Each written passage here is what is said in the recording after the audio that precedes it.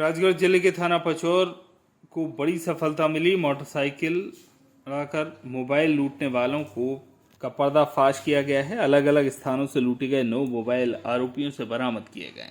9 जुलाई को रघुनंदन सिंह उमठ निवासी आंवली कुरावर ने थाना आकर रिपोर्ट दर्ज कराई थी कि पचौर के पशु बाजार में भैंस बेचने आया था। भैंस बेचकर मैं और मेरा साथी इंदर सिंह राजपूत दोनों पचौर बाजार सामान खरीदने जा रहे थे। मोबाइल पर बात कर रहे थे। 2 अज्ञात व्यक्ति बिना नंबर की काले रंग की टीवीएस राइडर मोटरसाइकिल से आए।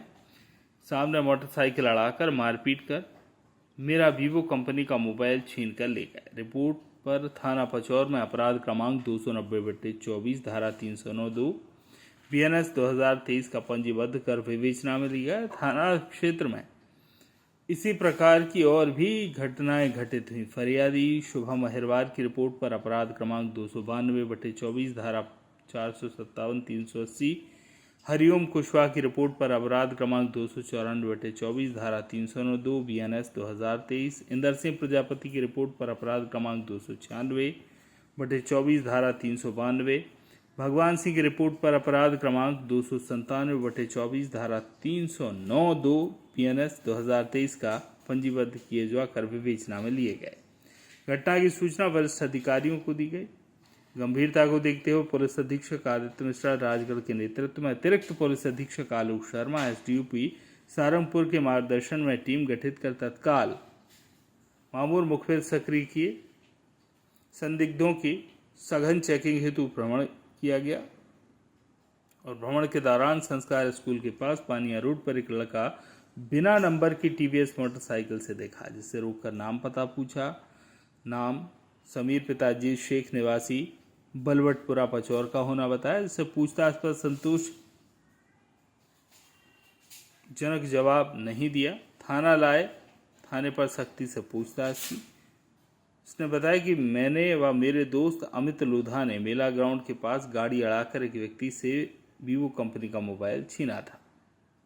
वह मोबाइल अमित के पास है।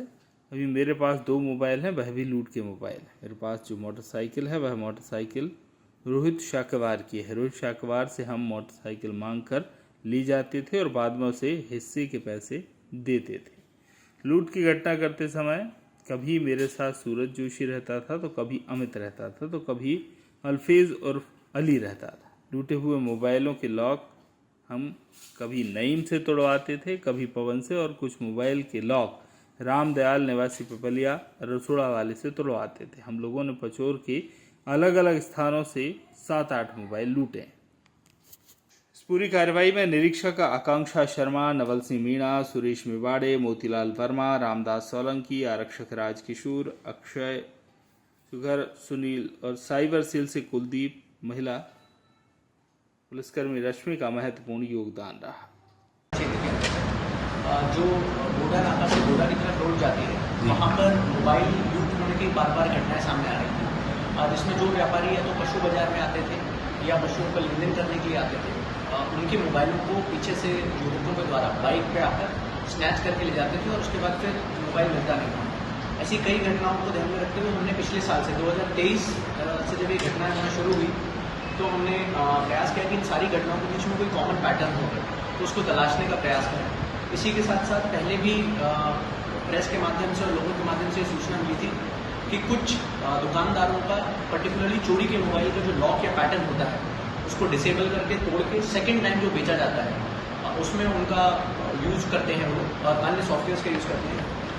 इसी के चलते थाना पचौर को एक बड़ी सफलता मिली है, जिसमें कि 6 बड़ी जो लूट की घटनाएं हुई थी विभिन्न समयों में, जैसे कि जून के महीने में 2 घटनाएं हुई थी, 7 जुलाई को एक घटना हुई थी, 10 जून को एक घटना हुई थी। इसी के साथ साथ 5 लोगों के गिरोह के द्वारा कैमरा और 2 घरवेदन की घटनाएं हुई थी, जिसमें सोना चांदी के साथ साथ कुछ जो जेवरात हैं वो भी आरोपी लेके गए थे। इसमें 2 फरियादी हैं। 1 फरवरी को जिनके घर पे घटना हुई थी वो है शाहरुख खान, जिनके घर से नकदी, पायल, सोने के मंगलसूत्र और कुछ पैसे चोरी हुए थे। इसी के साथ साथ 3 अप्रैल को रात्रि में शंकर कॉलोनी में जो है फरियादी रवि वर्मा है, इनके घर से भी अज्ञात लोगों ने चांदी का जो पायजेब, चांदी के कुछ अन्य आभूषण हैं, इसके साथ साथ नगद पैसे चोरी किए गए।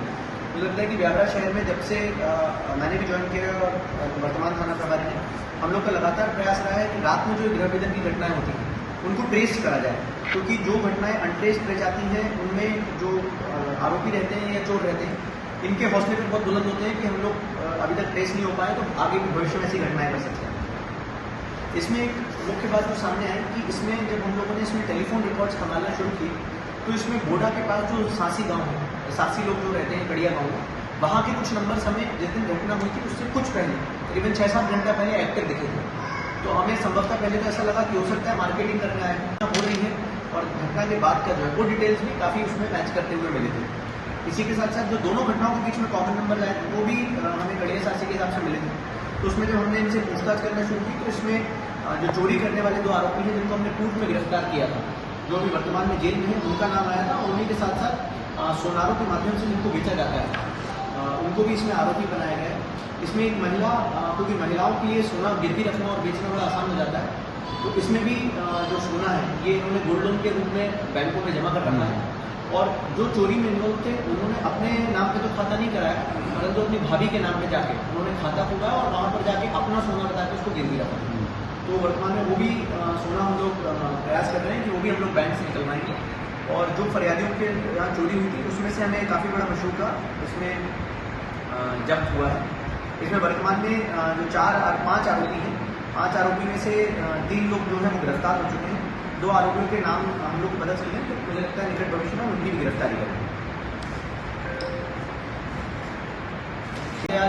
जो है ये इसकी दुकान मुझे लगता है पिपली और सोड़ा उन क्षेत्रों में भी ये करते थे। कई बार हमने देखा है कि जो कड़िया सासी लोग हैं जो अमूमन पूरे देश में लूट की और चोरी की घटनाएं करते हैं, उनके मोबाइल फ़ोन्स या उनके द्वारा जो चोरी करे मोबाइल फ़ोन्स रहते हैं वो भी चोरी होने के बाद क्या बोलते हैं इन लोगों के माध्यम से खोले जाते हैं।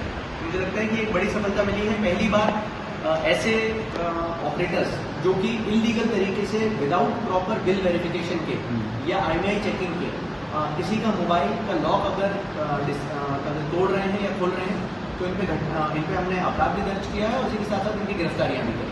राजगढ़ से नाजनीन अल्ताफ की रिपोर्ट।